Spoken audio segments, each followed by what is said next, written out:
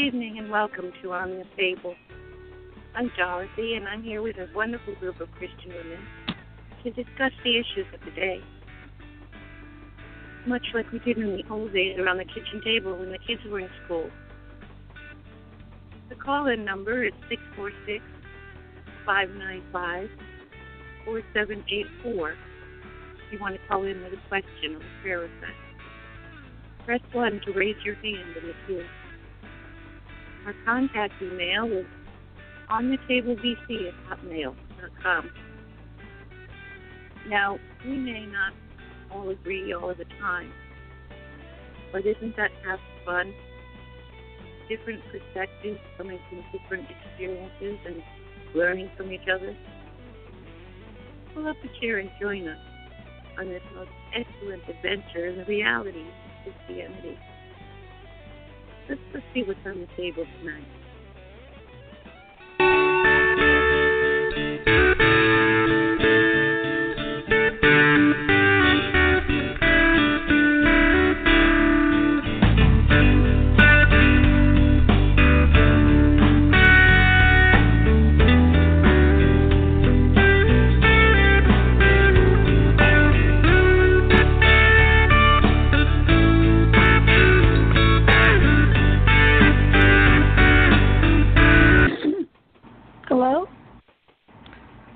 Hello?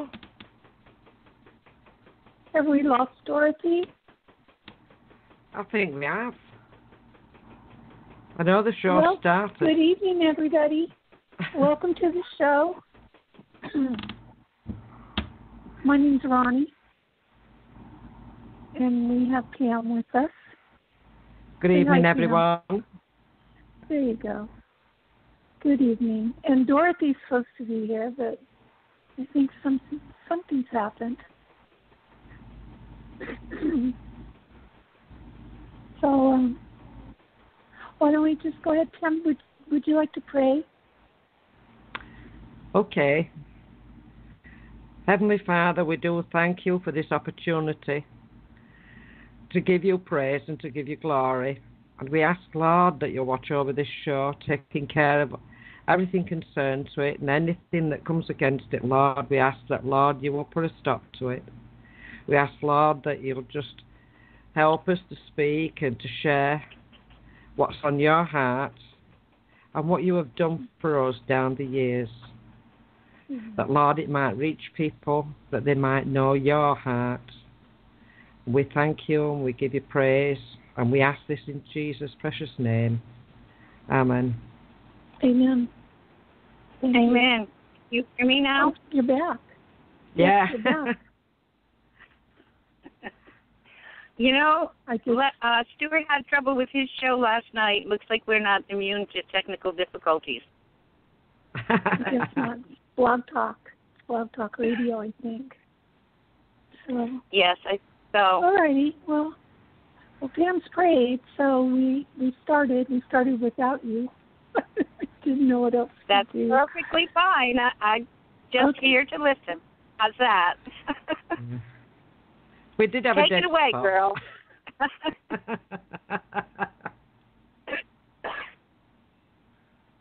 Okay, well, the show tonight is about, I believe it's about what the Lord has done for us. Mm-hmm. And how we learned and been able to use these things, maybe, and to reach other people. Is that right, Dorothy? Yes, that's correct. All right. Well, do you want to start, Pam? Or do you want me to can start? do. I'll start. Okay. There you go. Well, basically, it's basically about our testimonies. That what we're sharing, we've already been through, and that's why we're sharing what we are doing, to reach out to other people and to give them hope and to give them strength, because we've been there and we've been through it and we've come through to the other side. Oh yes. I think the Lord will. I mean, I've never known a time in my life when I haven't believed in God. But it wasn't until I was in my 30s and my marriage was going downhill that really it began to really move in my life, even though I'd seen many, many answers to prayers all through my life. But I hadn't reached the stage of knowing him in a personal manner as I do now. And he'd been working on me for some years, drawing me to him. But it was when my marriage was going to pieces and I'd reached the stage where I just didn't want to live. And I'd contemplated suicide. And I cried out to the Lord. And I'd said, I just don't want to be here anymore. And he showed me that if I went ahead in the state I was in, I couldn't be with him. And I'll never forget that because I was 33 years old at the time. And I'm 68 now, so it's a long time back. It's a long time. But he said, he showed me what state I was in and why I couldn't be with him. If I died then, I couldn't be in heaven with him. And I cried. I sobbed my heart out. And I said, but Lord, I don't want to be here, but I want to be where you are. And he made it absolutely... And I mean, I'd never been to church and heard the gospel or anything like that. I just believed in him, and that was it. I'd only got the basics from Sunday school when I was a little one, and then, you know, religious lessons at school. But he worked personally with me. And that particular night, as I cried, I sobbed. You know, the sort of racking sobs where your whole body shakes. And I said, I can't change my life and I can't go back and put things right. And I asked for his help and I asked him to change me. And I remember throwing myself on the bed, across the bed. And I just felt this, it's like somebody had stroked the top of my head.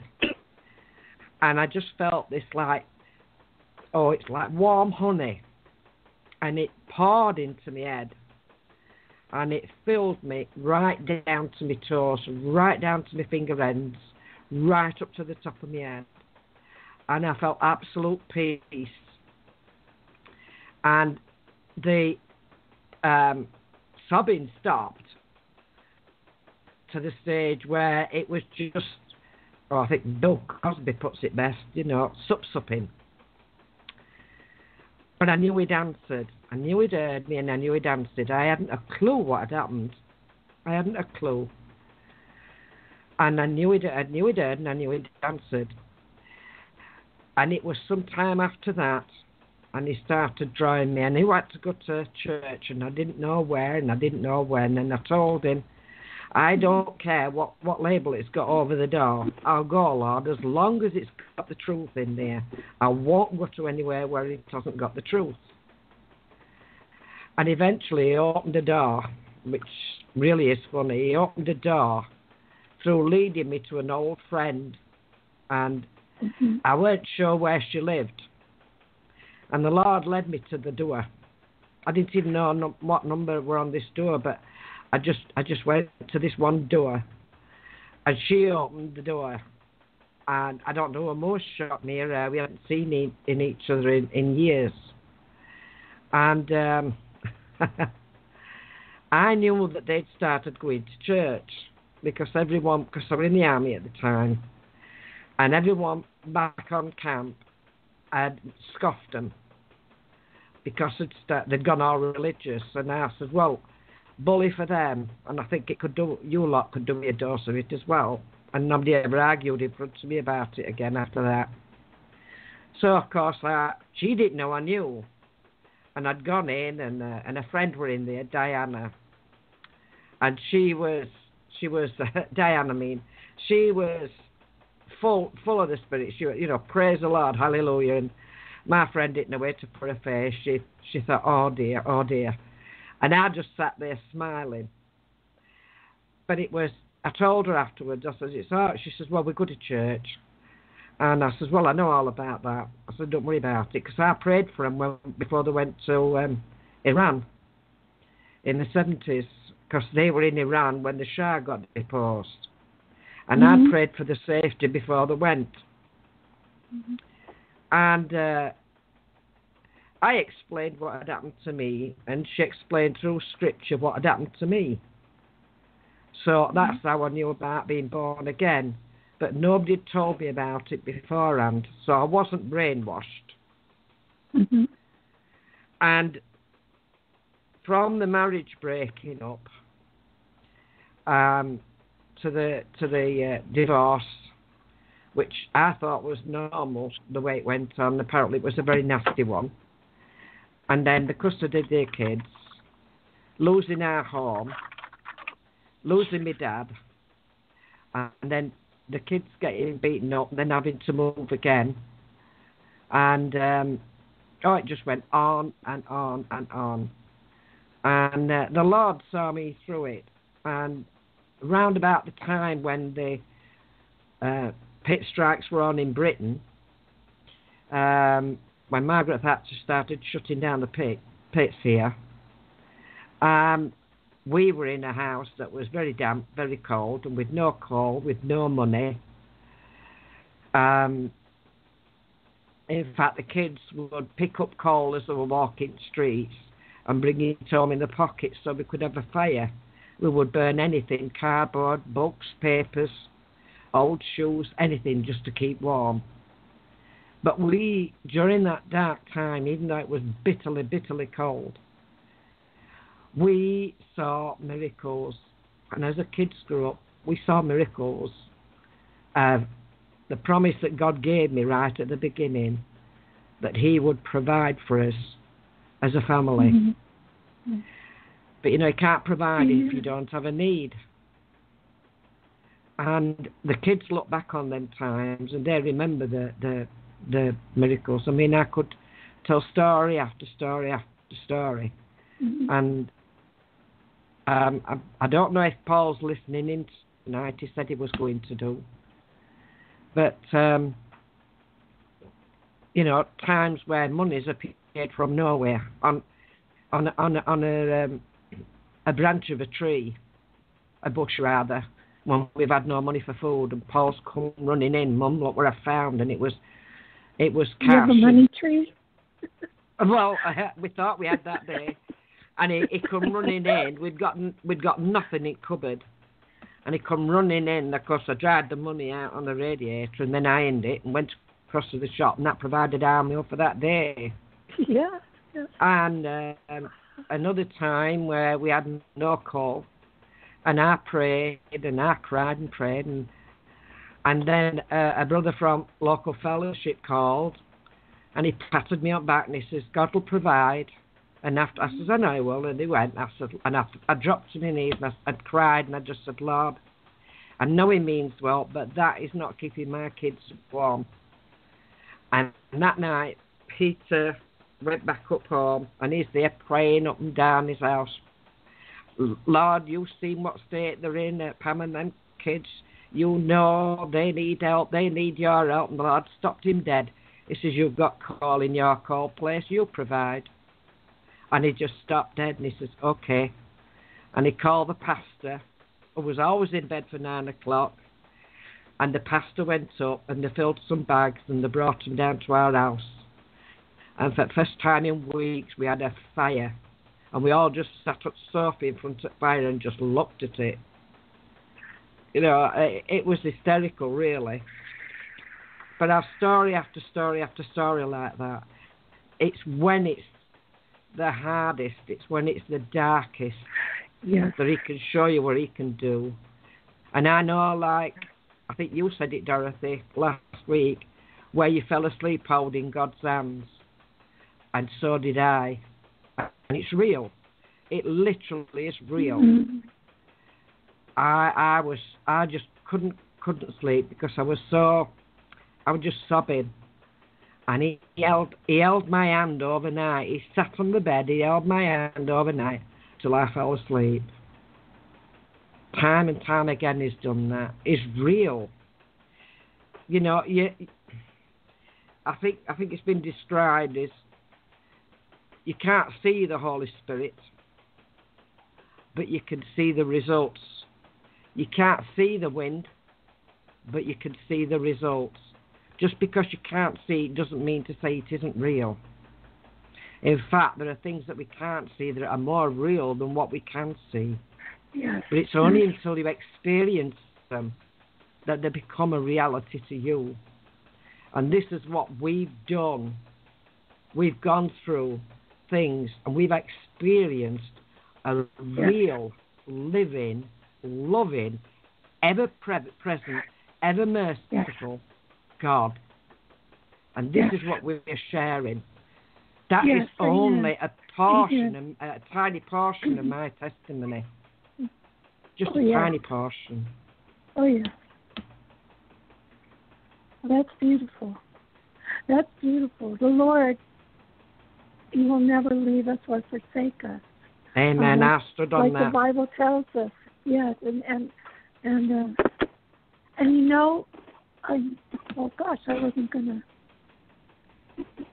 really wasn't gonna tell this story, but I might as well now because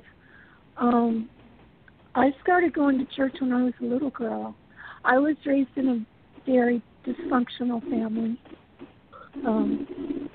My parents didn't go to church, but I decided, I think God reached down to me, and I started going to church, and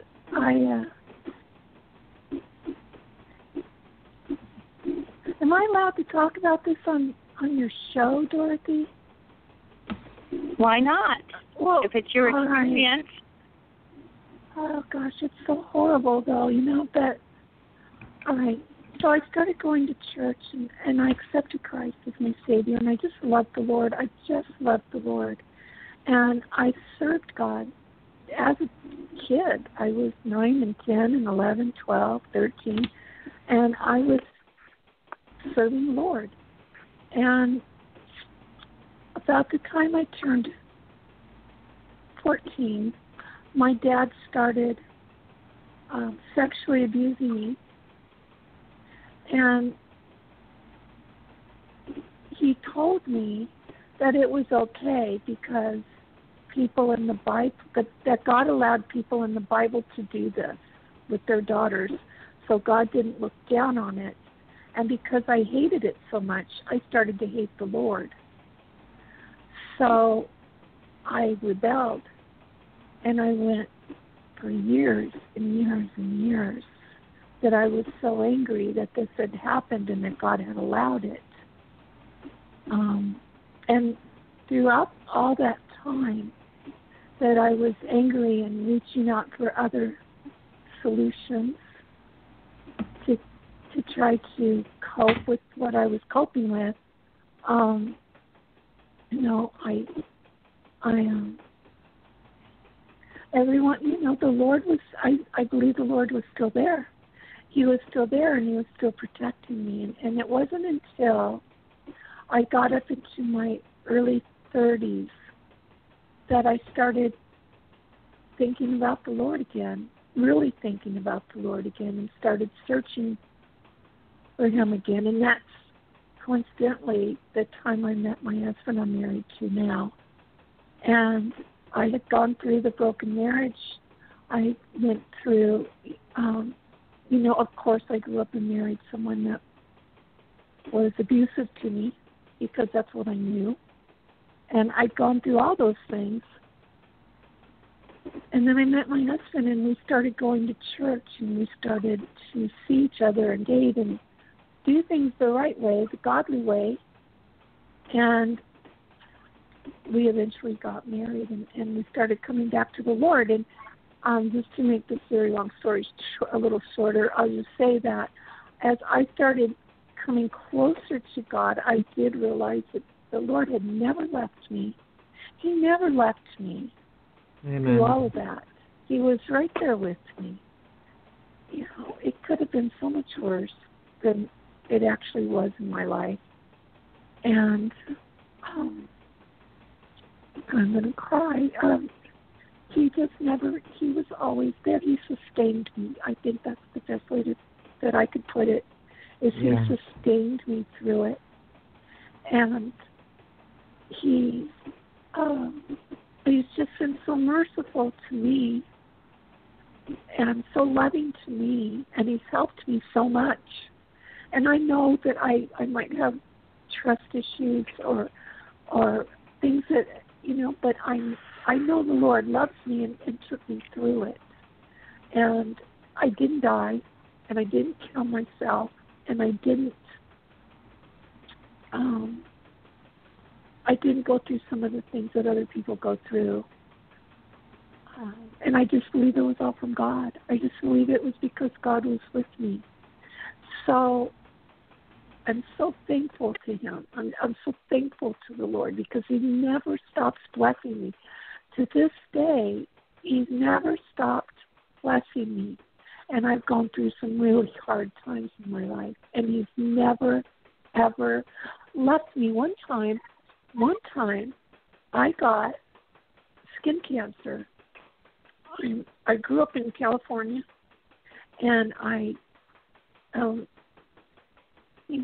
dark hair, but I had blue eyes and fair skin, and I used to go to the beach all the time and get sunburns and all that. So now as I get older, I'm paying the price, and I got a skin cancer on my nose. It was my first skin cancer. I didn't know what it was. I thought it was just a blemish, and it wouldn't go away, and I left it on there too long before I went to see a doctor about it, is what happened. And by the time I went in there, it was so bad, they had to call in a plastic surgeon to remove this from me. So, okay, this is going to sound really horrible, but I want you to know you wouldn't be able to tell it by looking at me right now. Even without makeup on, you would not be able to tell this. I had gone through this. This plastic surgeon took off half my nose. He took cartilage out of my ears. He had to cut me from my nose down past my mouth and pull skin up off of my face, and he made a knob. He pulled some up over the nose, of course, to try to remake a nostril. And then he left a knob of flesh there that he could go back in and use later to further that along. The forming of the nostril, so it would look prettier. And in that, by the time I went through that first surgery, that was a 5-hour surgery. I was supposed to go back in 3 weeks for him to do the second surgery, and in that time, that it died. That skin just died. It all died. It was black, and I went to see him, and he said, "Well, no, your skin is dead. It's died. We're going to have to take this off, and we're going to have to now cut your forehead and bring down some skin from your forehead and try it that way." And I was just, you cut on a woman's face, they really don't like it. And I was just going through all these emotions, and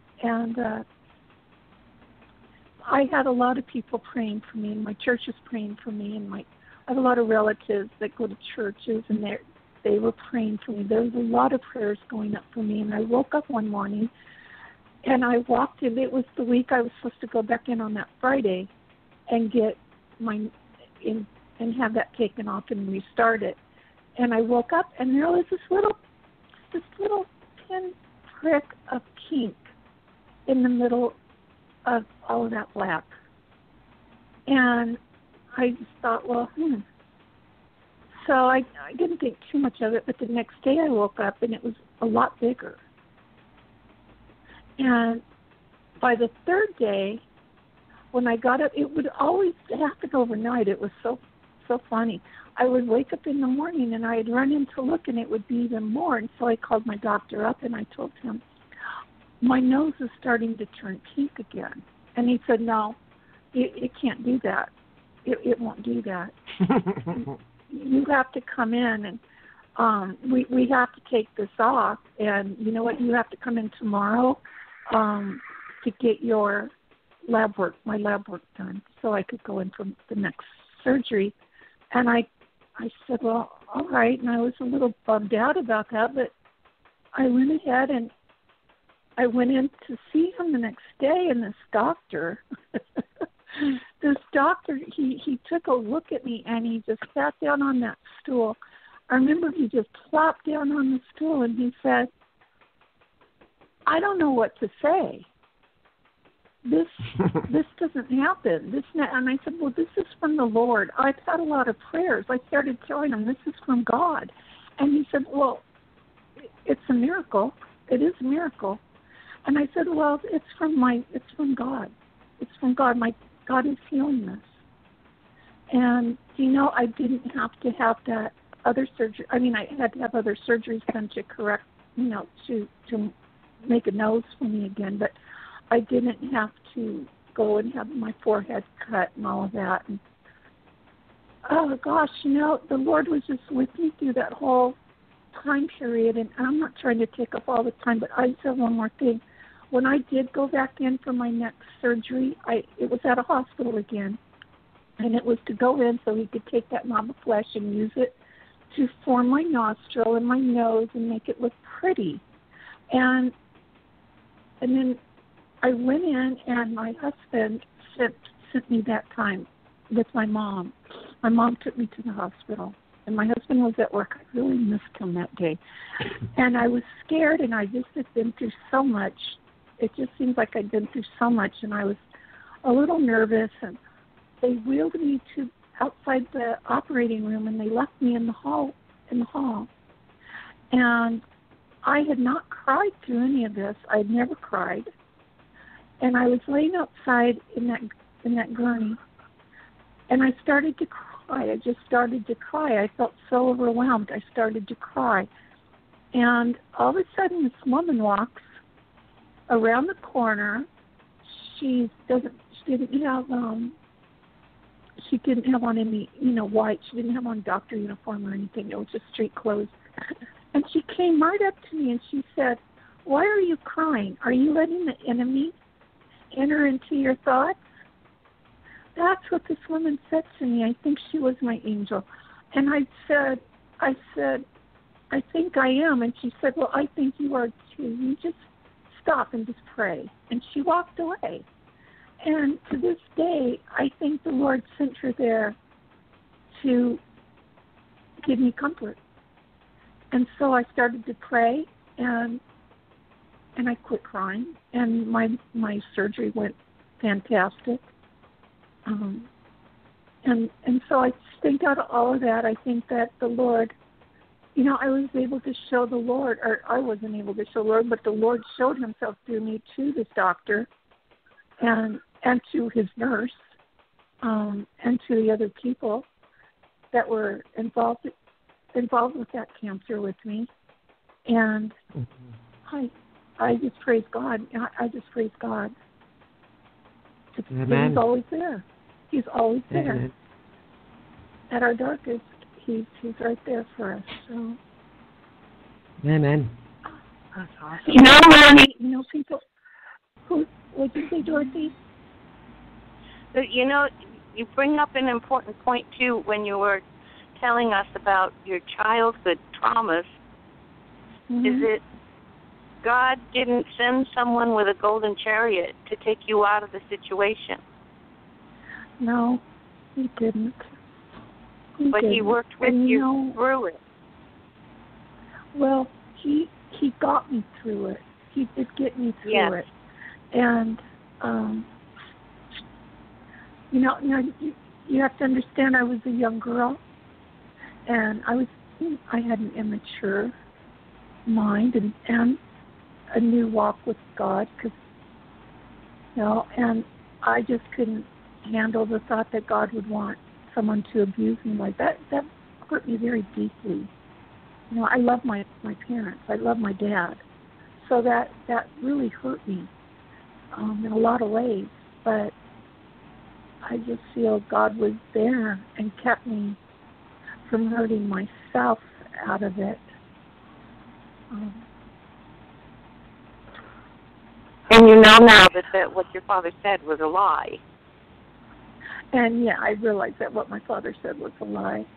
But As a child, we don't always pick up on those things, especially when we're, we think as a child when we're a child.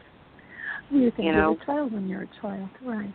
When I got older, I knew that had been a lie. I knew what he was doing, but when I was that age, it just confused me. Anyway.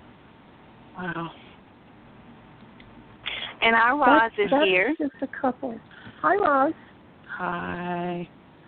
I'm sorry I'm late. Hi, Pam. I'm sorry I'm late. I really do apologize. I actually took a nap after work. And I'm glad I'm not the only one. Because it's like I had 2 appointments I had to go to. I had to leave work early for them, so they just really tired me out. They were just like, a woman's yearly thing. So it just tired me out, and I had to take a nap. And I didn't realize I overslept. And I woke up and I'm like, oh my gosh, I gotta go to the bathroom. I gotta call Dorothy.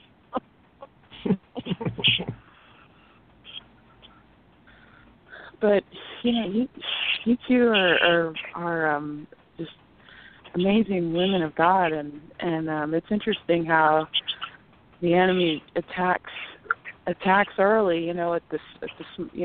Especially when we're little.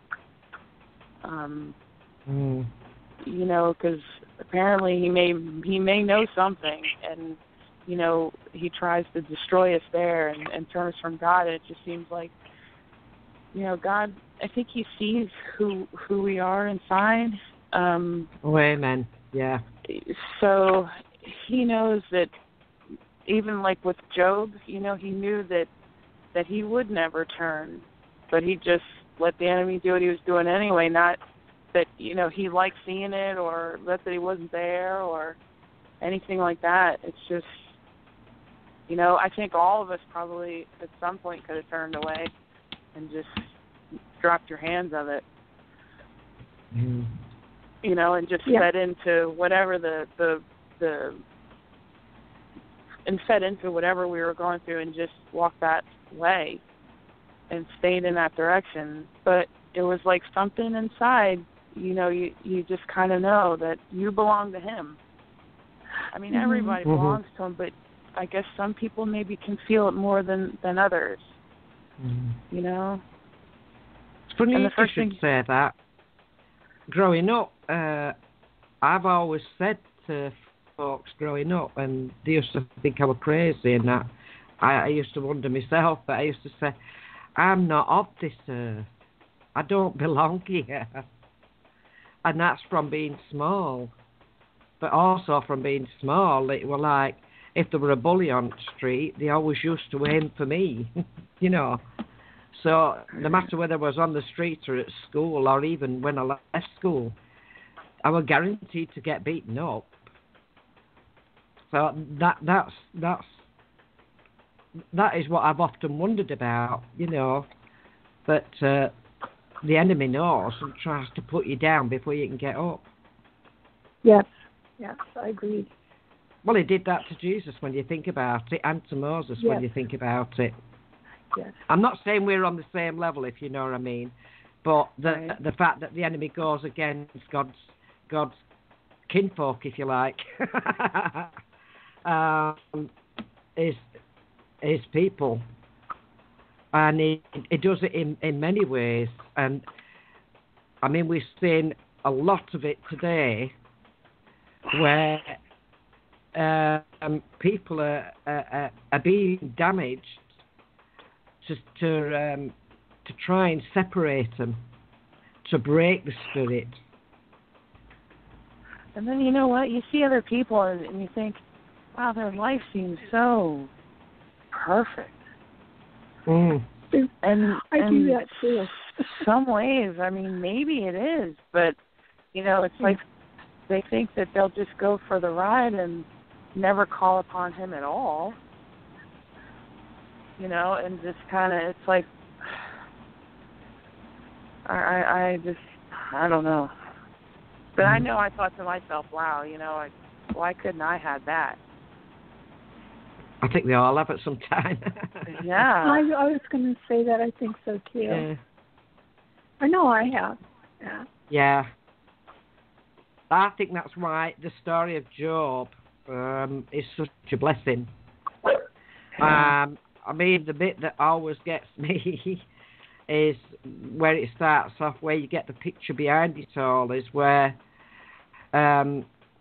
Satan's walking, and he goes into the council of God, and he's at the council rooms, and God says, "Where you been?" And he says, "Oh, walking to and fro." And God starts boasting about Job. And Satan says, you've got an edge around him. Of course he's going to worship you. He says, all right, then I'll remove that edge. But he limited him.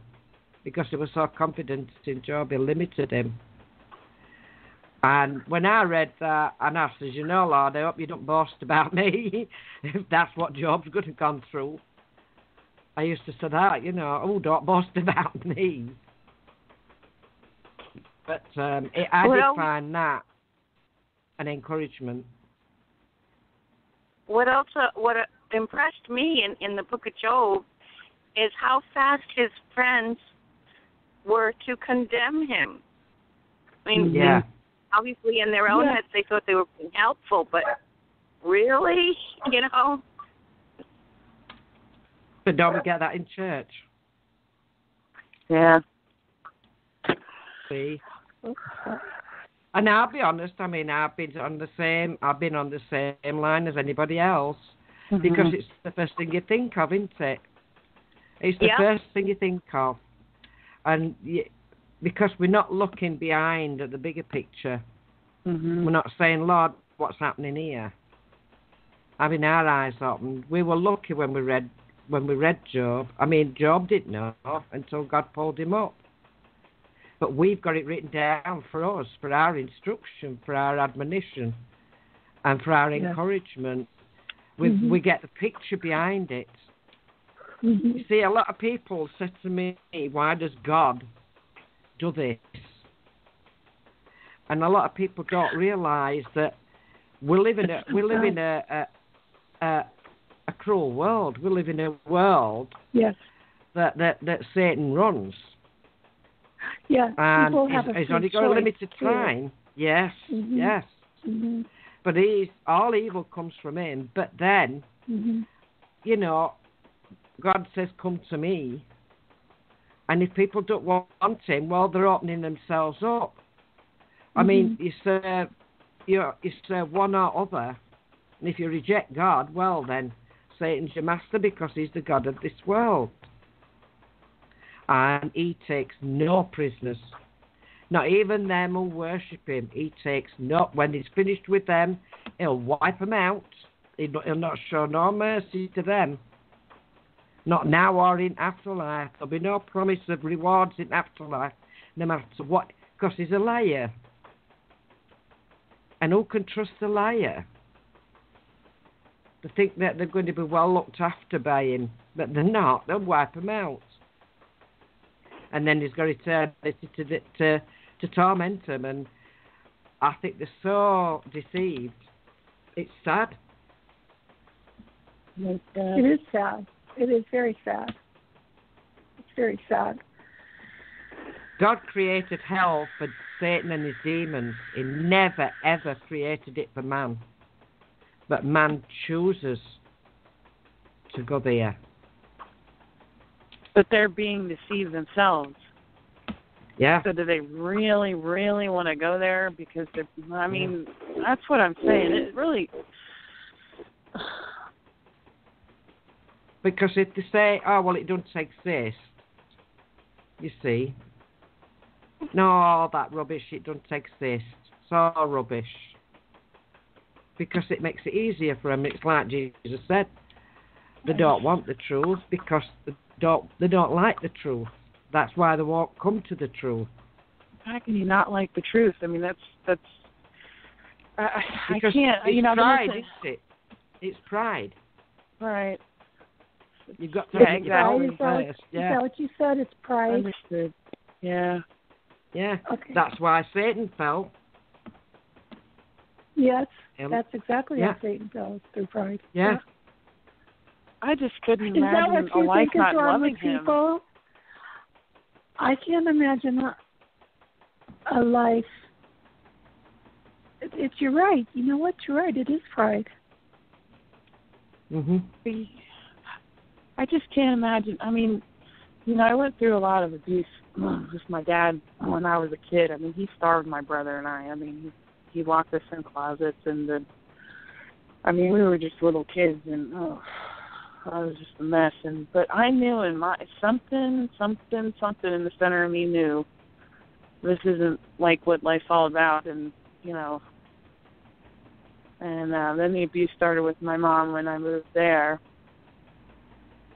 with her. And then... But God was always with you, wasn't he? Yeah, but I knew that he was I there, look though. back Even on me as a child, and God was with me. Mm. I might not have been able to tell you that in those words, but he was. Yeah. He was with me. He was in me, and he was with me. And I was feeling it. Yeah. Praise God. Praise God. Yeah, he didn't right? forget about me and abandon me. No, he reached down to me. And I'm very grateful. Amen. I'm very grateful. You just know, like, I know I don't know, I just have this feeling like in the center of me. I can't explain it. It's been there since I was a kid, but I just always knew. But there was a time where I didn't want to hear about it. I didn't want to hear about God's word. I didn't want to, you know what I mean? You just, you go through that. You just like, really? And so you hear all these people saying, oh, I got this feeling when I got saved, or, God's blessing me this way, and, $500 shows up in my mailbox, and I don't know who tells me. It's like, are you serious? And then I'm like, what's this feeling everybody's feeling? Because I don't feel it. And it's just like all these now that's when like all the preachers were like on TV like constantly all the time. You'd wake up and, hey, you sow this seed and you'll get blah blah etc. for the rest of your life. Rubbish.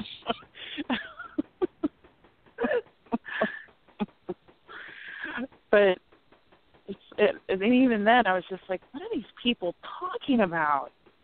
But I always just I wasn't always walking that way, but I always knew I loved him, and I think maybe you just got to grow up and kind of catch up with that after a while. And it's just our flesh. I think sometimes we just want to walk in the flesh. It just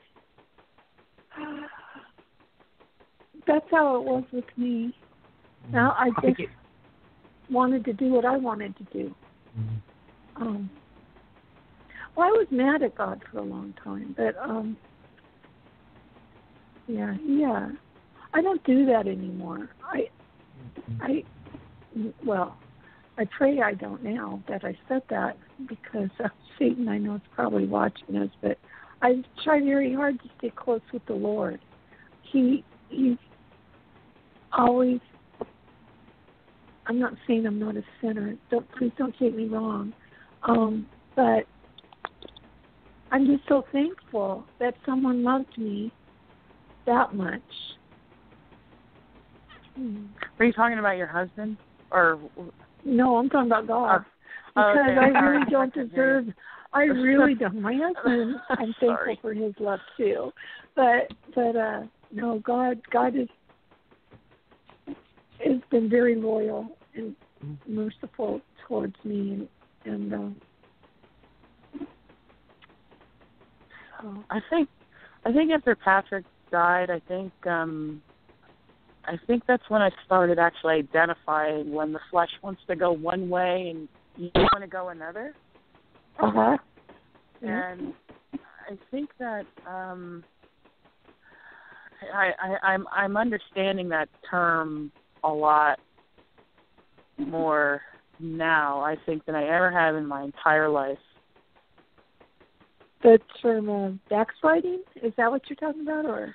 Just when your flesh wants to do something, but you know it's wrong, and you just but you might linger on it for a little bit. But I think you have to mature. I think you have to mature in order to. I don't want to say control. I don't want to say control because it's such a. You just know that you can take a stand and say, you know what, flesh, I'm totally ignoring you. You're on mute because I don't want to listen to what you have to say. In other words.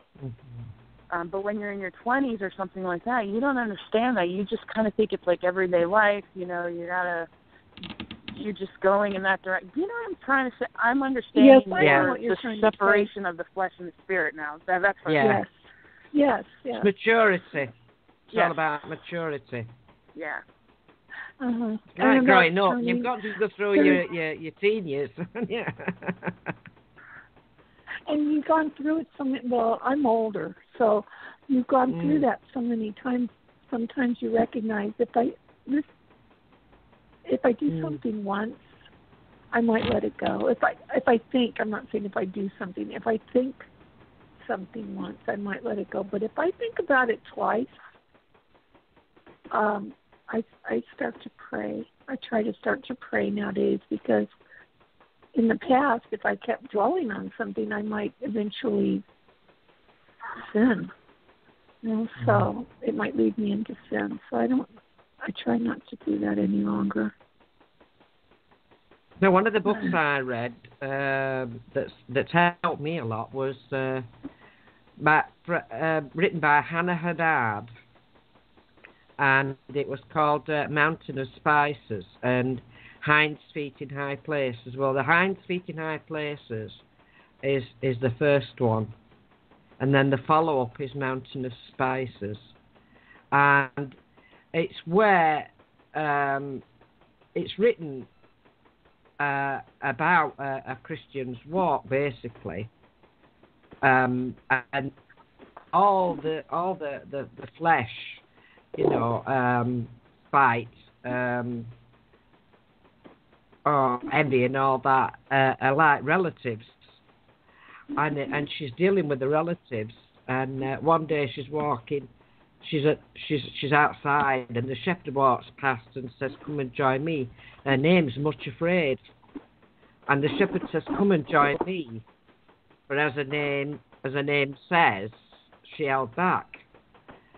And then she decided to follow him, and all her relatives, were trying to drag her back, but she walked on with the shepherd. And as she's walking along, and he's taking her down a particular route, it describes what's happening, and it describes what happens in us, in a storybook way, and it's really very good. I'd recommend it to everybody. Sounds like something I'd want to read. Oh, it's fantastic. You can get it into as one book now, and I think I got that one from Amazon. Okay. But it's Hannah Hurnard. That's Hurnard, and it's Hinds Feet in High Places. The scripture that says, "I will make thee to walk like hinds feet." And the Mountains of Spices, when she's reached the summit and looking down, and says, "I want my relatives up here," and she goes back down.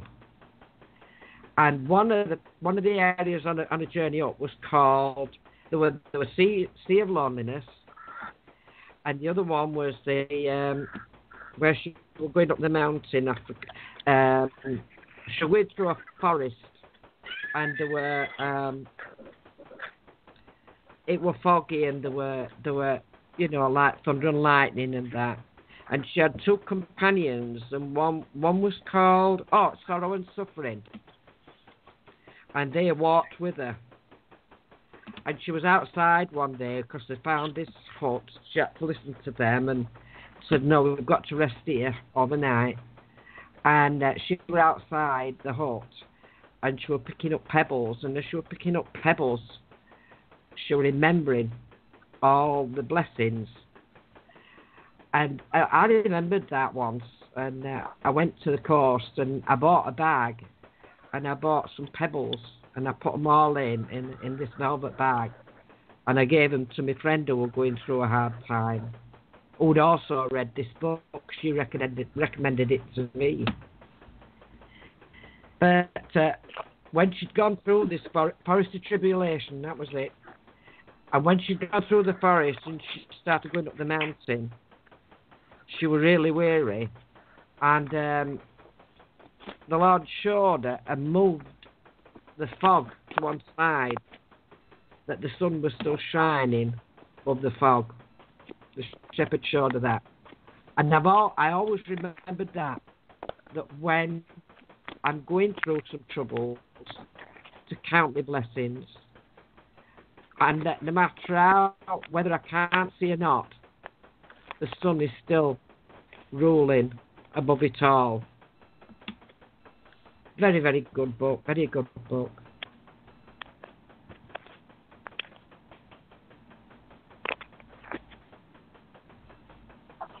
What was the name of the book? I just understand. Pam? Yes. What was the name of? I'm sorry. What was the name of the book? Hind Speaks in High Places. Okay. If you can get them both together, because the second one is Mountains of Spices. Mountains of what? Spices. Spices. Or Okay. spice. I mean, it's scriptural, both scriptural if you think about it. They're in Song of Solomon, which is another book. I got that by Watchman Nee, and there's a tale on its own.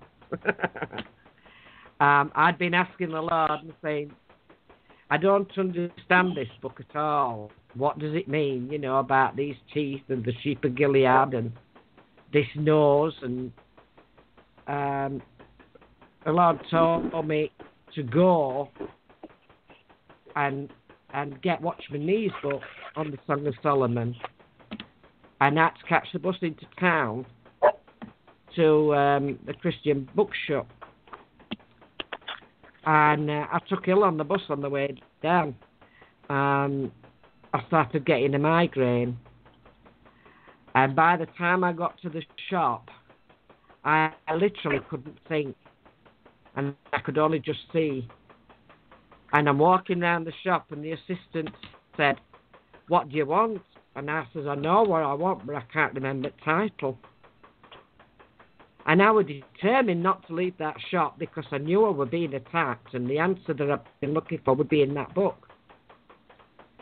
So she says, "Well, can you give me an idea?" I says, "I remember a nose." Well, I mean, could you imagine a book about a nose? I says, "I remember a nose, and I remember some teeth." And she was racking her brains, what book about nose and teeth, And it's a song. And she says, "Do you want music?" And I said, "No, it's a book." But this migraine was really bad. And somehow or another, we managed to work it out. It was Song of Solomon by Watchman Nee. Song of Songs by Watchman Nee. Oh, wow. When I got home with that headache left as soon as I left that shop with that book. The headache went. And when I got home and I looked it up, because it was the nose one that I've forgotten. I haven't got it to hand, so I can't read it out to you.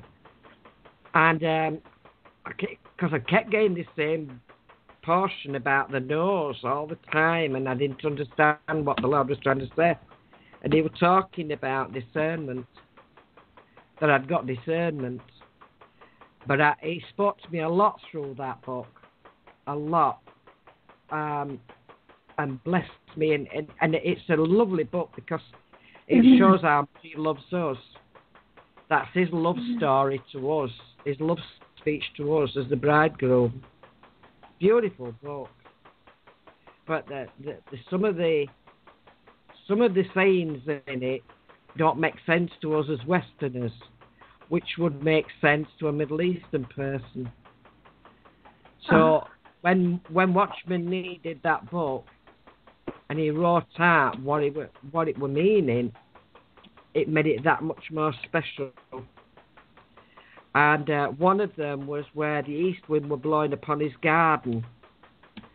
And I had a dream. And in this dream, I was given a house.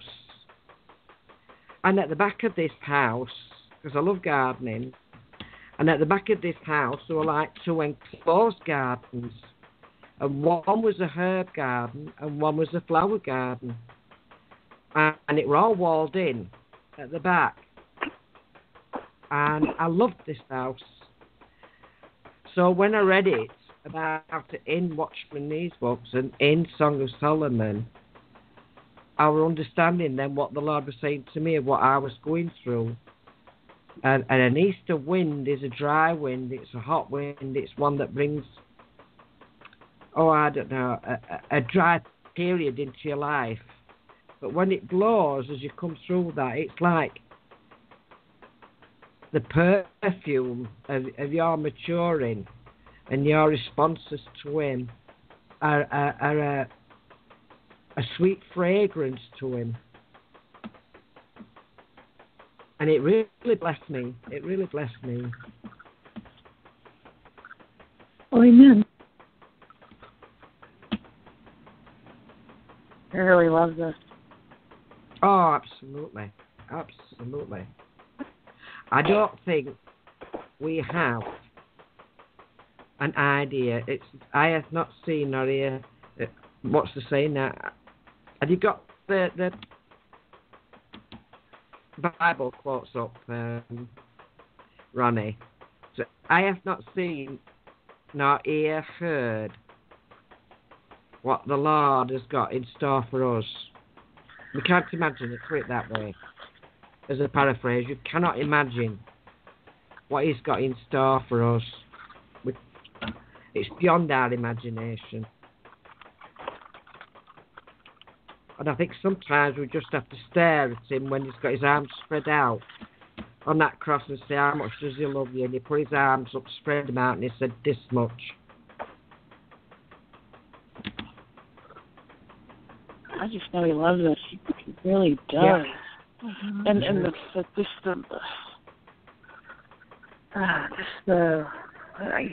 I read an article. Well, I saw this post today that a 15-year-old took her life, and I don't know why, but it's just. And I was reading last night, about being grateful and thankful in Psalms last night, and how much He just loves. How much God just loves. He just loves us so much, and I just don't understand. I don't understand how they're. It's just sad. That's all I have to say. I think it's like we were talking about last week, Roz. It's like a disconnect, broken connection, and you can't hear Him when the connection is broken, even though He could be shouting. You just can't hear Him. And so you fall into despair. And I think that's what happens. I think that's a good way to put it. Mm-hmm. Yeah. I think sometimes as well when people have cried out, they've not seen his answers. They've not studying the way He's answered. One story, I got shown one once,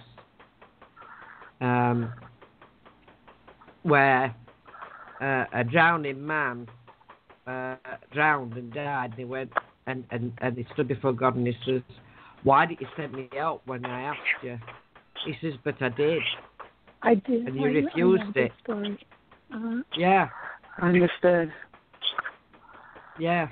But you refused it. He said, I sent you a boat. And you refused it. So I sent you somebody else, and you refused that. You said, but I'm waiting for God to answer my prayer. I don't need your help. I'm waiting for God. We have a screwy way of seeing things, I think, and expecting in things. We're limiting. Yes, We're limiting. Yes. Yeah. Yeah. And you've got to think outside the box. Yes. I think that's what, when he showed me that about extend your tent pegs. Lengthen your tent pegs. That's what he explained that meant to me. We limit him. We put him in a box.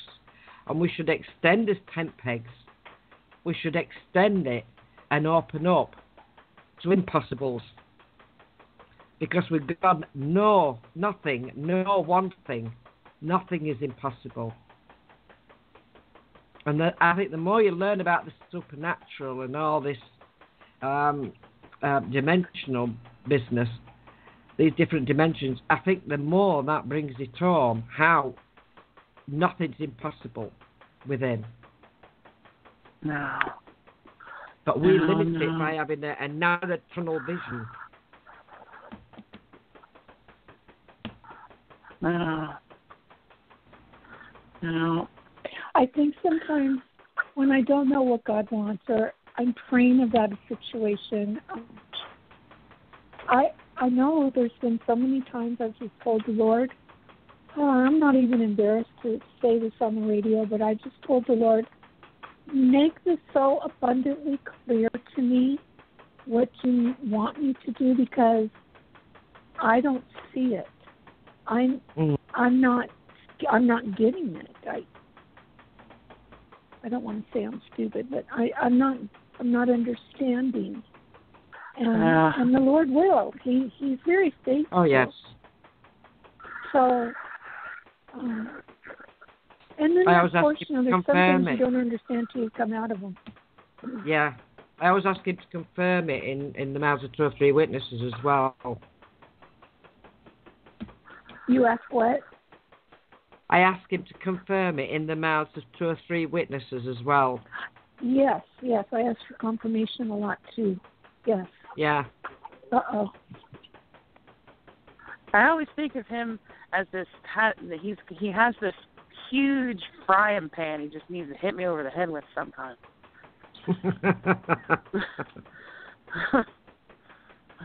Oh, it's not. Cast iron rods or nonstick? Yeah, I always think of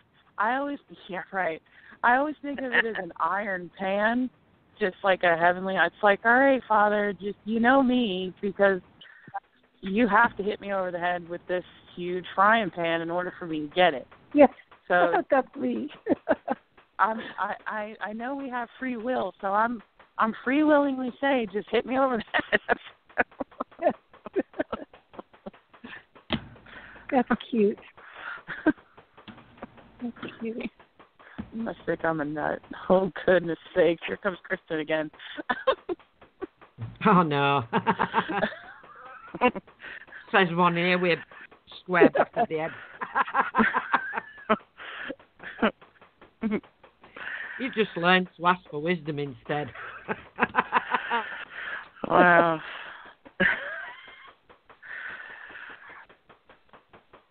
Well, I know what I've found over the years. Go ahead. That's all right. I was just going to say what I have found through the years, that I have difficulty hearing him when I am emotionally upset about a situation. Yeah. It's like it blocks my spiritual ears or something, because the emotions just get so big. So I usually have to hear, through other people. What he's trying to get through. Yes. Yeah, that is a blocker, isn't it? Yeah. I think the other one is when he wants to give you something and you don't know how to receive it. I think that is hard. Now, let me ask you a question. Does it now could that be because of the trials you've gone through, your life, that you're like, really, Yeah. I think So that is. when something that he blesses us with comes our way, we're like, okay, now what's the catch? Almost not to Yeah. say that, not to say that mean towards Father or anything. That's not it. I'm just saying you're almost like, okay, well, what's the catch to this? Because Good I've things gone don't through happen to all me. this. Yeah. Yeah. Yeah. Either that or who me? Is that for me? I know. Can I really have that? I think we get stuck in that fight or flight response when we're in the middle of so much warfare, spiritual warfare. We're just on guard all the time. So Yeah. there have been times when I've been under such spiritual attack when the enemy tries one more thing, and I just have to turn around and say, seriously, are you kidding me? And I have to laugh because it's just so much nonsense, and just really, but that comes after years of dealing with it and, knowing who's really the boss. Yeah. I find praying in tongues or playing praise music on soon shuts that one up. Yes. Praise I tell you what, music they cannot stay in the same place as praise. They can't. They just go. Yep. I just say, I'm not having that. I'm not putting up with that. Yeah. I don't mean to say that you don't get more attacks, but we are in a battle. Yeah. But just into praise or into the gift of tongues. I mean, I'm still. I mean, after all these years, I'm still unsure of mine. But I think, what the heck, Lord. And I reckon then the enemy thinks when you're getting into tongues, he thinks, I'm in trouble. I don't understand what they're saying, but I know I'm in trouble. Because he can't decipher it. Because that's a language from between you and the Lord only, and only the Lord understands. Like a mother understands a baby when a baby's talking baby talk. I once explained tongues, as the Lord showed me, was like the the codes that used to be sent like during war from here to Germany and back. It's a code. It's a code that only God understands, and the enemy can't understand a word of it. But like I say, he knows he's in trouble. I haven't acquired that yet. I've got discernment, but yeah, I asked for it. It Sounded like Chinese when I first started, because he said if you ask, he'll give it, and it's you're entitled to it because it's one of your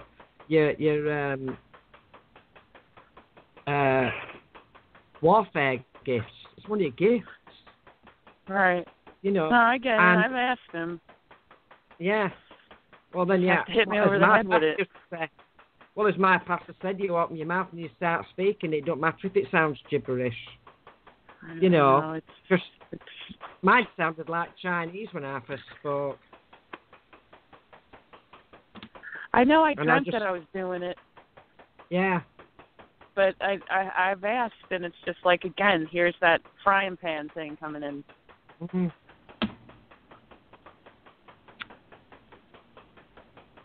But no, I haven't gotten that yet. Yeah. There's many people that said that, and even my old friend used to say it, that us Christians, it's a crutch. Our faith is a crutch. We're weak. I'm going to try walking this path, whether it's weak or not. Whether you're weak, I think you've got to be strong, but you can only be strong in the Lord. And He makes us strong. He's the one that gives us that strength. Yeah. He puts steel up our backbone. Makes your eyes water, but He puts steel in our backbone. I think my strong. I sing to Him, so That's my second language. It seems like it's what I just feel so. I used to sing and I lost my voice. Yeah, I don't know. That got took away from me. That when I hear people singing, I just cry because I can't do it. And I used to be a top soprano. I could sing with Barbra Streisand. That's how I used to sing to all her records. Wow. And it's gone I cannot now. sing at all. Yeah, mine's gone. I'm sort of down with tenors now. I'm all right with Swing Low, Sweet Chariot.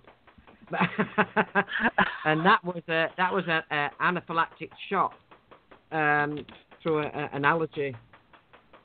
And that was when Stephen was a baby. And the doctors, I got rushed into hospital on the Monday night. The doctors didn't expect me last night. And by the next morning, they moved me down to critical ward from intensive care. And I went next to the nursing station, and the doctor come in, and he says, "How are you?" And then he says, "We didn't expect you to live." I says, "Don't worry about it." I says, "Lord's not done with me yet." I says, put my ticket back in box. And from that time on, my voice went because of the medicine that they gave me. They gave me an inhaler where you had to break a capsule in it. It was like a powder that you breathed in. And of course it ruined my voice box. And I never got it back. No. That's one thing I want back when we get home. I want that back. Because it don't just affect your sort of voice. It affects your breathing as well. You lose that power. Yeah. So I just say, all right, then if I can't do it one way, I'll do it another. I'm not going to be knocked down. That's right. I'm too stubborn to be knocked down. I'll write them. I'll write songs. I'll write poems. If I can't sing it, I'll say it. Pity I don't understand rap. Hey, whatever works. Rapping grandma.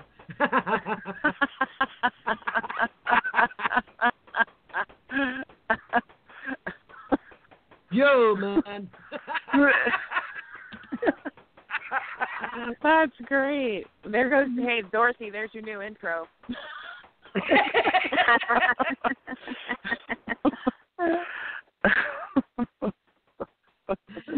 I tell you, I listened to that intro, and I wonder if I should make it over because I was having such a hard time breathing then. I sound so spastic to me.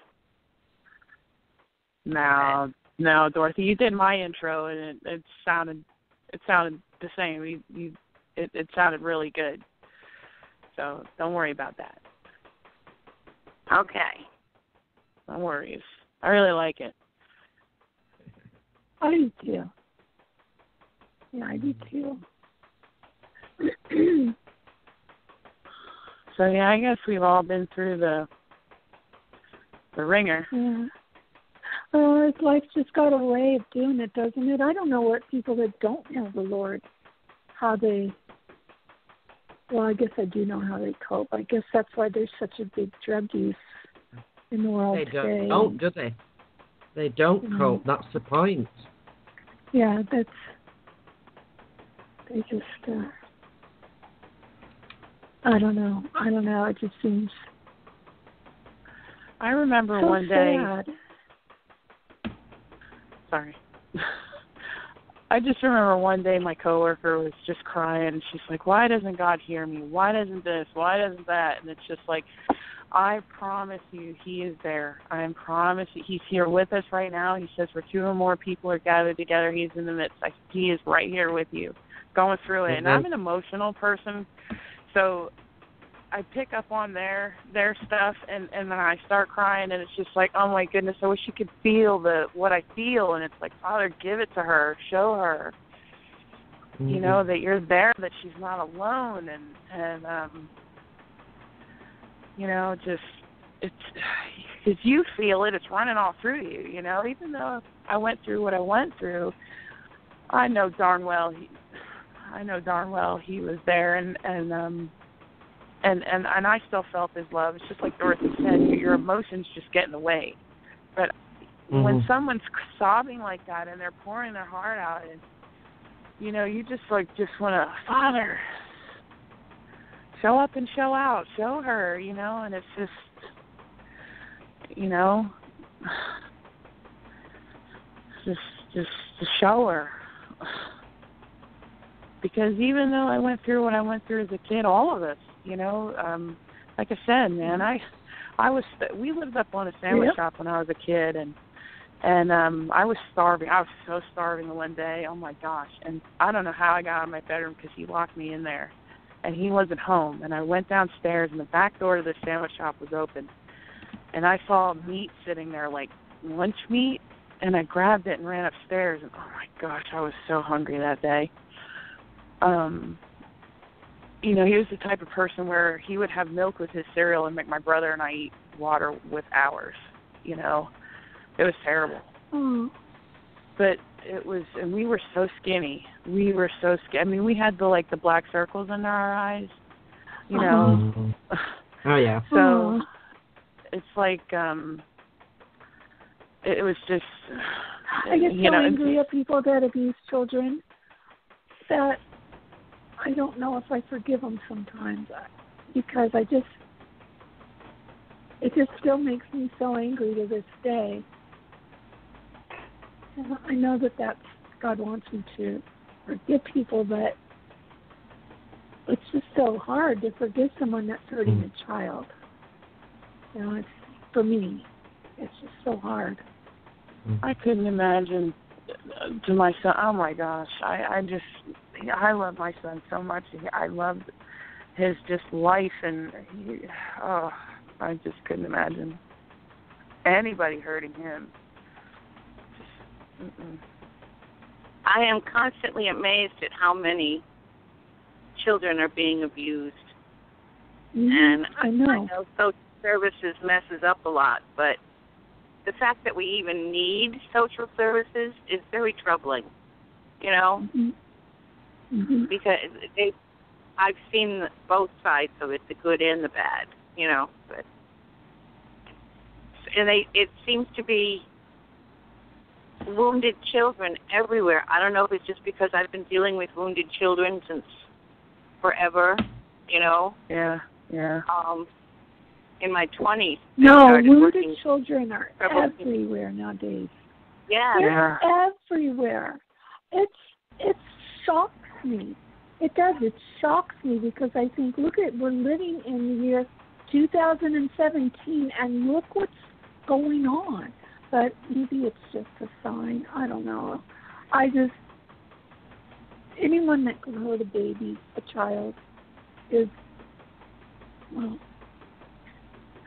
well, I just can't forgive them. I just can't forgive them. I've forgiven my father and my mom, but I have a really hard time when I hear of these things that I'm hearing about, you know, like with Pizzagate and all of that. I just get so angry that it ticks you off, doesn't it? It just pisses me off royally. These people deserve to be locked away and just take them out of society. But, you know, it's so widespread now, it seems like. It just seems like it's so widespread. I think we should do like the movie, and we should wall off New York City. We should wall off New York City and put them all in there. Remember that movie? Pick on New York City? Yeah. No, what movie wall is that? off New York City, throw them all in there. All right. Well, this sounds good to me. I live on the West Coast, so that's funny. Wasn't it? Well, Los Angeles would work on the West Coast. Los Angeles is getting pretty bad. Well, Los Angeles was legalized. Well, I know you're going to say it's not legalized, but really it's kind of legalized teenage prostitution because they don't get arrested. I know that the men still will, but the girls don't. They just leave them out on the streets. And that makes me mad, too. That's so... we could do a whole show so on angry. that because I get very upset. You be quiet. See, my dog got mad about it, too, Humvee. Yeah. So, well, I know another way that God, hey, we're talking about testimonies and how God's worked in our lives. And has He ever stopped you from doing something that may have resulted in your getting harmed physically or because that's happened with me before. So He talks with us in that way too. No? Like, if He ever stopped us from doing something we were going to do, but something even happened. If it's just driving down most the definitely. street. Yeah, Yeah. no, I have. Yeah. Most definitely. I think I was 17. And my gosh, I was just so mad at my mom for something. And I was like, you know what? Forget this. I'm going to go and do what everybody else is doing. I'm going to go and try Coke. And my one friend went out and got some, and she brought it back and to her house, and she looked at me and she said, you know what? She said, I'm not gonna let you become what I've become. And she was the same age as I was. And she said, nope. She's not. She said, not in my house. She said, you're not trying it here. I never touch this stuff, ever. So, but you're a teenager. You're going through stuff at home, and it just seems like that's the answer because you want to escape it. And she said, no, I never touched the stuff. I could have, but I didn't. But I really feel like He stepped in there. Yeah. That's like the youngest I think I remember. But to me, that might not seem like a big deal to like people out there that are listening. But for me as a person, I still talk to this girl, and we do bring that up every once in a while. She's like, I'm like, I really appreciate you, saying that. I mean, it is a big deal because everybody was doing it. Right. So I never, no, never touched it. But it was like that moment. It's like almost time just froze at that moment, and it was just us that were talking, and because I was so upset and mad that I just wanted to do it, and she said no, absolutely not, no way. And I didn't know how bad she was at the time. I didn't know she was, this was a day-to-day thing for her, and but I thank Him for stepping in. Who knows what would have happened? You know what I mean? Who knows? That's right. That's right. It stopped me from attacking one of my husband's girlfriends. What did you say? It stopped me from punching one of my husband's girlfriends. Oh, rapping grandma fights. All right.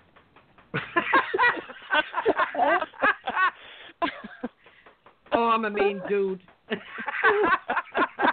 Nobody messes with me. No, I'd been asking the Lord because I just said I don't know who it is, and it were driving me nuts. And then my daughter mentioned where she worked, so I said, "Come on, kids, we're on bus." And all the way down into town on bus because we lived over in Sheffield at that time. All the way down into town and saying, "You're going to have to hold my arms by my side, Lord, because I tell you, I'm not going to be responsible for my actions, but I've got to face her because I was getting tormented day and night." And There she was outside market. Oh, I was through a brick wall. And I couldn't move my arms at all. Could not move my arms. And everybody going into market and coming out just stood there watching, like you do, you know. And I confronted her. And anyway, I found out a few months later. I mean, she ended up on the divorce papers. But I found out a few months later that she'd broke another marriage up. Only that time, the family did go down and they'd got boys. She worked on a vegetable stall. And they'd got boys, and the boys lifted her over the table and pushed her face in tomatoes, and she got fired on spot. Last I heard, they pushed her face into what? They pushed her face in the tomatoes. Oh. Yeah, they just dragged her up over the counter and pushed her face into tomatoes. Oh no! Because she'd broke another. That was fifth marriage she'd broke up. Then she moved down south. But he did. He stopped me from going for her because I knew it. I'm not scared, and I would. I mean, I'm really easygoing. I'm so easygoing. I'm practically catatonic. Okay. But never ever press that button. And one of the ways that I get pressed is when my family gets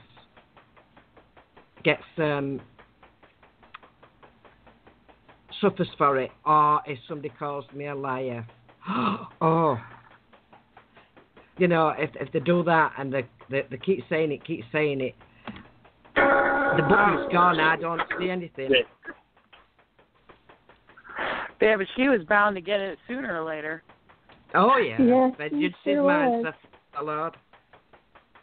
Yeah. She was asking for it. See, I don't understand that. How do you not protect you when you know your family's being invaded? How do you compose yourself? I mean, I could, but it would take a lot, just like with you. Uh-oh. Yeah, it took two angels to hold my arms down. Because he weren't giving any money for us, and all he kept talking about was this woman and her two kids. And I couldn't believe it. Our husband weren't giving her any money and for any food or any electric or, you know, she's no power. And I says, oh, that's so sad. I says, I know how she feels. I've got a husband that does exactly the same thing. And he didn't know where to put his face. And I just said, Lord, I've got to meet this person. And then my daughter had a dream. Not long after that, she had a dream, and she says, Mother, I've had a dream about her. And I says, go on. She says, well, I dreamt that they were having a row over this table, and they split up. And I says, oh, aye. And I think it was a week or two afterwards, apparently they had a really, really big row over me going down and finding her. And it was in that kitchen. It was in the kitchen in the flat where he was sharing a bed sit. Wow. Well, Lord said, vengeance is mine, said the Lord. I will repay. And I've had to stand on that quite a few times. I mean, I'm not against him now because I've forgiven him. But that was an instance where the Lord held my arms down. Literally. Yeah. But there was one guy from church. He's gone on to be with the Lord now, one of the brothers. Chris, I called him Big Bear. He was a huge bloke, you know, heavy goods driver, teamster. And he used to come up and give me a cuddle, and I used to say, after he'd give me a cuddle because he was a big bloke, and he'd pray for me back now, you just walk it, you know, because he'd just give me a bear hug. And he said one day, he says, Pam, he says, you know, you scare me to death. And I says, why, what have I done? He says, no. He says, but there's something about you terrifies me. And I said, well, it's funny, because the next door neighbour's husband, who is a Geordie, and there are rough lads up here. He's also ex-army, and he's not somebody across. And he was scared of me as well. And I said, I don't know what it is. I wish I could bottle it. I'd make a fortune. But apparently it's something. And I think it's, I don't know. I think it's what the Lord's put in. Because I used to be terrified. I used to be a mouse, a wimp. Yeah, but you can tell I've never even seen you, or I definitely couldn't have met you. But just the way you talk, and I, especially the first day, I think when we first started doing the show, I was like, you know what? You just seem like you had the almost a kindred spirit to mine. Mm-hmm. Just you can hear the strength. You can hear his strength in you. Yeah. But I just you just feel like that's why I said, you know what? There's another spiritual mother in the niche, or rapping spiritual mother. If I knew how. I'm a poet. I'll have to do a poem for next time. Oh yeah, for sure. Get the Lord to inspire me.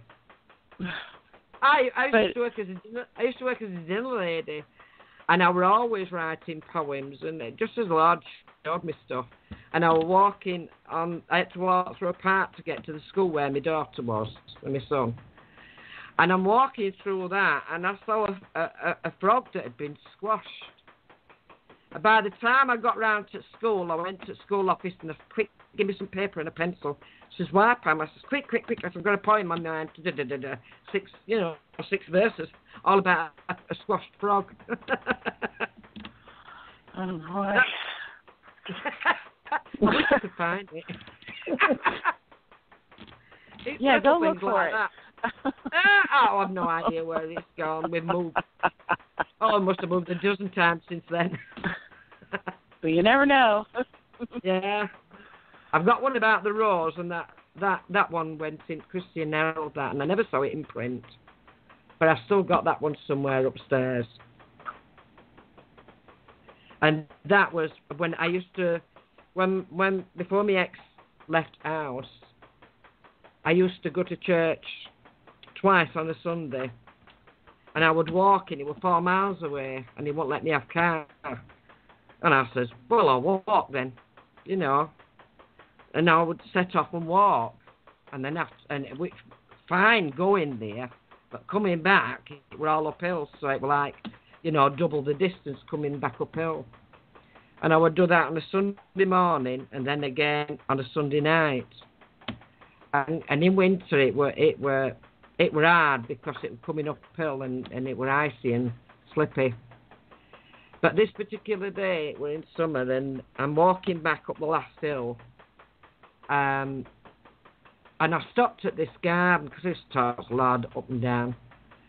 And I stopped at this garden, and there was gorgeous roses. And I said, look at that, Lord, isn't that lovely? And we both smelled it. I'm not joking. We both smelled it, this lovely red rose. And before I knew it, I wrote the poem to remind me of that time of walking up and down from church. Because in winter, when snow were down and it was dark by the time I got back, it's to talk about the diamonds when the street lights shined on the snow.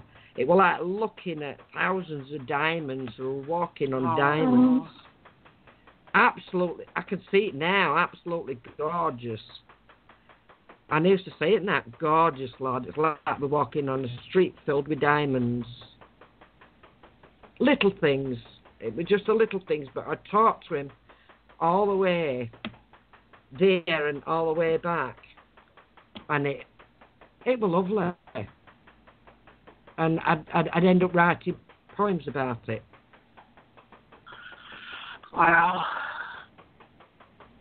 I must find it. I must find that one. Yeah. I'm just picturing that. It's rock amazing. doing DIY with my mother when we moved my mother to another house after my dad died, and doing DIY. Used to write poems when I was pregnant, and write about what happened then. And it was a story in a poem. That's awesome. God's good. Isn't it like really neat when you get to an age where you actually stop and take all that in? You're not so much wanting. You just find gifts in other places. Yeah. I agree. I think it's because you found that no matter what you want, it don't bring you peace. It don't bring you happiness. No, absolutely not. I learned that a long time ago. Yeah. Uh-uh. Well, everybody says, well, why don't you ever marry Pam? I says, well, because I've not had the time raising kids. I've not had the time, for one thing. And I never met the right one. Mm-hmm. And now I've got to the stage where I'm not bothered because I'm quite content, thank you very much. Mm-hmm. Mm-hmm. And yet, one of women, when my marriage was breaking apart and I were at the church, one of women who came up to me, and I'm sure to this day she was about to tell me I'd never marry again. And the Holy Spirit stopped her mid-sentence. And that stands out in my mind, because at that time I would never have been able to have handled it, never. Because I always said I'd marry again. And my ex always said he never would. Well, he did and ended up divorcing her. Because she did to him what he did to me. But, and he asked my advice. He says, what do you think? And I said, she's cheating on you, mate. How do you know? I says, I know signs, don't I? Twit. But I'm quite happy. I am. I'm quite happy now. I'm not lonely, although I might be alone from time to time. But I'm not lonely. And I don't have to look anywhere. I just look up. Mm-hmm. Mm-hmm. I mean, it's not that I don't if something appreciate happened God's to my husband, I wouldn't want to get remarried. If anything ever happened to my husband, I'm content alone too. I was raised an only child till I was 11, and I spent a lot of time just playing by myself, and I got very used to it. I'm very comfortable just sitting with myself. So I would like do to miss have been... the kids. The kids are grown. Yeah. I miss those years sometimes, but other times I think, wow, this is kind of nice. This is quiet. I would like to have known what it would like to be loved. You would have liked what? I would have liked to have known what it would like to be loved. Yeah. Oh. Yeah. That would have been nice. I know what that is. Finally. Well, how's that saying go? I kissed a lot of frogs. I was married before. No one seemed to love me, but my husband loves me. So. And I have Christian friends now that love me. And that means a lot. We love you. Yeah, you guys love me. I know Dorothy loves me. Well, I meant actually in a relationship. Are you in a relationship? No. Oh, I'm sorry. I thought I thought that's what she said. No, I said I would like to have known what it would be like to be loved in a relationship. Yeah. You know. Yes, I know what you're saying. Yeah. But that's the only thing I look at it like that. But as I said, as I am now, I'm so content. Why would I want to look anywhere else? The Lord fills that spot. Why would I want to look anywhere else? Oh, I think he might have been loved. It just wasn't a good love. Do you know what I mean? I think my first husband, I think he loved me as well as he could love me. But, you know, he just didn't know how to love even himself, so. Yeah. Yeah, so it wasn't what a strong bond that I could lean on and trust in, and like my husband now is. I really love my husband now.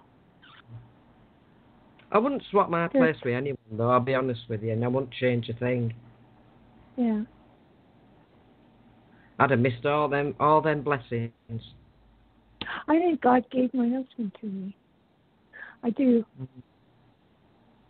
I think he did. I didn't ask him for him, but I think he did. Do you know the funny thing is, when I met mine, that night, I heard very plainly, "This is the man you will marry." Uh-oh. Very plainly. Did you test the spirits? Well, I weren't born again then. Ah. I weren't born again then, Well. so I believed in God, and I've talked to him about boyfriends. I've talked to him about everything, you know. Uh-huh. But when I've looked back, connected with him, every prayer were answered. Being connected with him. I mean, I'd always wanted to go in forces, and he joined up. I always wanted to live in Germany. We went to Germany. I always wanted to fly. We flew. I always wanted to learn how to drive. He taught me. I always wanted to be married. I always wanted to have kids. I had all that. And I think, you know, and it was that connection. But it's like, you know, you get, I mean, it was the Lord that told me, cast out the man of contention, and strife shall cease. So I did what he told me. Mm-hmm. I confronted him when he come home. I mean, it had gone on for years, but I'd got to the stage where I confronted him and I said, "Dad, we've got a marriage or we haven't." And off went the balloon again. And he was going to throw me out, and he kept saying to kids from Stephen being 5 years old, "I'm chucking your mum out, who are you going to go and live with?" And they all said, "My mum." And he came home this particular night. I'd spoke to kids and I'd explained. And I said, "What do you want me to do?" Joanna helped me pack his stuff. Paul opened the door. Stephen opened the gate. And he said, "Where am I going to go?" I said, "We don't care. We're just fed up with it all. Choosing other women and choosing other kids, not being there for us." And all rows that were going off constantly, and the kids were getting to the stage where they'd be in the same room. How many angels did it take to hold you down that day? Oh, I just needed help with carrying cases, really, and putting stuff outside. And they said, "Where am I going to go?" So that's your problem now. Right. But funnily enough, about the angels, that's one of the things that Paul wants to put on a recording. How he saw the angels round our house after that. He literally saw them. He says, "Man, we're going to have to do a recording." He saw them, yeah. He was 10 years old. And he saw him outside our house, and he look at. I was cleaning window at top of the stairs, and he were downstairs, and they were looking through letterbox, and he shouted. He says, "Ma'am," he says, "why is the two fellas at either side at door next door?" And I looked out at the window, so there's nobody there. He says, "There is." And he says, "Hang on a minute." He says, "I can see lords walking round our house." And then it dawned on me what we were talking about, and I explained the situation. The two kids next door, and that be their guardian angels. I says, "And what you seen walking round is the angels encampeth around those that fear him." And he saw them walking round our house, all the way around the house. Wow, that's awesome. Yeah. It was awesome. Yeah. Oh, when he's out, he sends his angels out. And he tells them where they've got to go and what they've got to do. And he's been in some air-raising situations where they've saved him from coming to harm. His lorry were never attacked. He were never robbed on his lorry from his lords, and yet other lorries nearby, because he used to assign his angels all the way around. Middle of Liverpool, and it's an area in Liverpool, and there's one in Manchester as well, where you just don't park, because you're guaranteed to get robbed. And he would set his angels round, and people would cross the road round and go round near his wagon. He could tell you tales like that galore.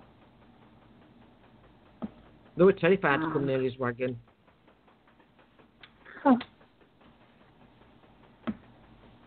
Wow.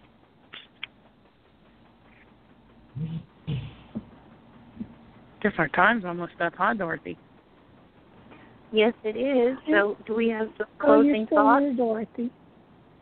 Yes, I'm still here. I lost my browser for a minute, but I'm back. Okay. I wish I lived close to Pam, closing because I would thoughts? love to sit there and listen to her. I could listen to her for hours. Oh, there's some MP3s.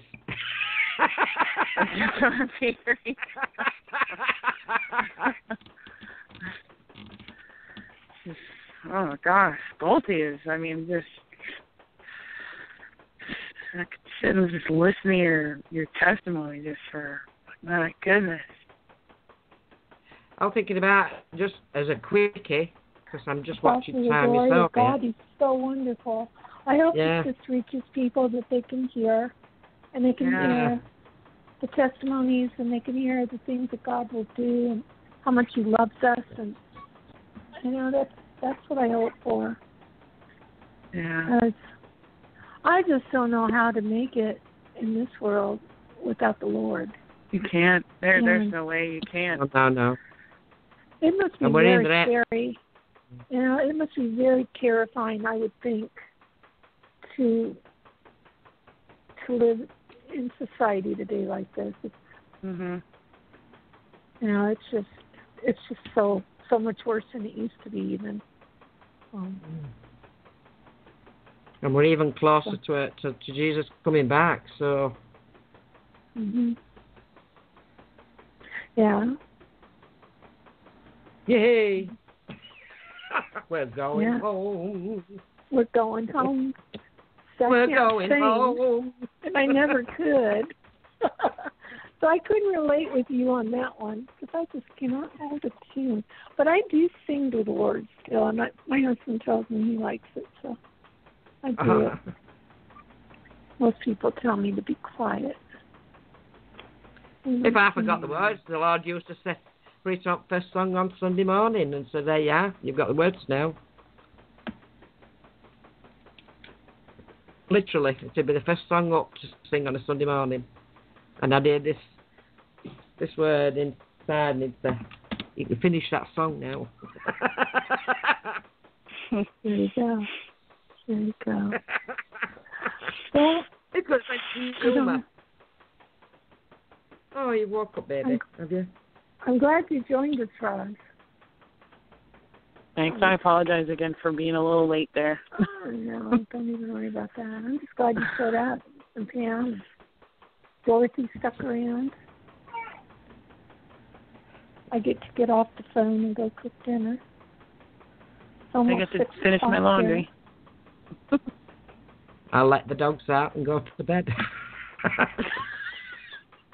You got to write a rap before you go to bed. Oh, I can't write a rap for me. I've been lucky. My brain's been working this long. I haven't watched The Deadliest Catch tonight. I want to see Catching Six, okay.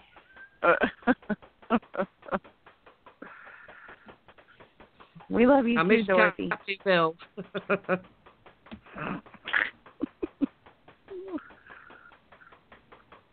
You've had a quiet night tonight, Dorothy. Yeah, I'm really not feeling well this evening, so Probably Oh. got a storm coming in. It wants me to go to sleep, which I always found very strange. You know, a storm comes in, and my body's reaction is to go to sleep. Not prepare for the storm, just go to sleep. You know, it's just strange. You're going to have It'll a be storm pressure. come through? Yeah, I think we've got another storm coming through. I mean, Well, we had you're one day of getting what we sunshine. just What got, do right? you want? Huh? You're getting what we just got. What's that? Well, we had a storm, was it 2 days ago? Yeah, it was 2 days ago. It just like rain, just rain. But I saw it moving up. Towards you, so. That's what it's supposed to be around here. That's how it usually is where I live. It rains all the time. It just rains and rains and rains, and it never stops raining. But it's beautiful out here today. And I heard it's going to be nice over the weekend. So I live in the Pacific Northwest, and it rains. It just rains. And It's like that in Ireland. We went to Ulster we went to Ulster to live there for 18 months, and I said you don't tan in Ulster, you go rusty because it rains that much. Yeah, it just rains and rains and rains. We moved here from Colorado, but I told my husband I just don't like living here because of the rain. It's just so much rain. And so much gray skies. Oh, it's like being home. Yes. Sounds just Does like it rain a lot in England? Oh yes. We've had a few beautiful weather. When you watch movies or series from England, it's always raining. They've always got umbrellas because it's always raining. That's right, hon. They had their trench coats and stuff on. Yeah. My first husband was from England. His family was from England. His mom We're and big dad. G. Kelly fans, you know. And they, you know, she loved England. She loved England. I think they all were proud of England. But they moved to California, so they must have went in for a whole different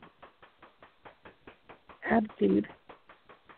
Well, I remember before I graduated from college, I used to drive a tractor trailer cross country because I wanted to see the country, and why not? I wasn't married and didn't have any responsibilities really.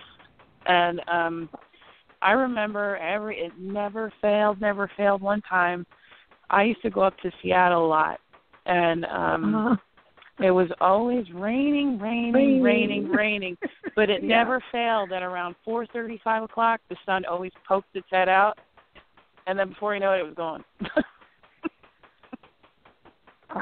It just rains and rains.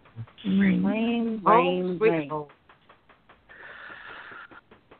It's like, don't want to live up there. No, you don't want to live here, but I will tell you this. The summers out here are beautiful. They're just beautiful. It rains. I'm not saying it doesn't rain, but it doesn't rain as much. And I mean, I haven't been out here for the 4th of July, but it wasn't raining. So it rains. We've been in the 80s for a couple of days. It's been too hot to do anything. Yeah, that's muggy here. I shouldn't. 80s are hot for me now too, which is funny because I grew up in California, and I even lived in the high desert of California, and it gets very hot there. And where'd you live? In the high desert in Antelope Valley. I grew up in Valencia. Well, from when I was 9. Before that, I lived in Burbank. And then at 9 years old, we moved out to the Valencia, Santa Clarita area. And then when I got older and I got married to my first husband, we moved to the Antelope Valley because houses were cheaper and we were poor because we were very young. So we moved up there to buy a house so we could afford to buy a house. and it's hot up there. It's very, very, very, very hot. Well, the only reason why I ask is because I lived in California for about 15 years, and I spent 3 of my first years in Fresno. In Fresno? Yeah. So then I moved up to the Bay Area. I lived in the Bay Area. My husband and I lived in the Bay Area, too. I lived there for 7 years. Now, see, the Bay Area is not so hot. Where did you live in the Bay? I lived, first I lived in Belmont near San Mateo. Uh-huh. Then I moved to Santa Cruz.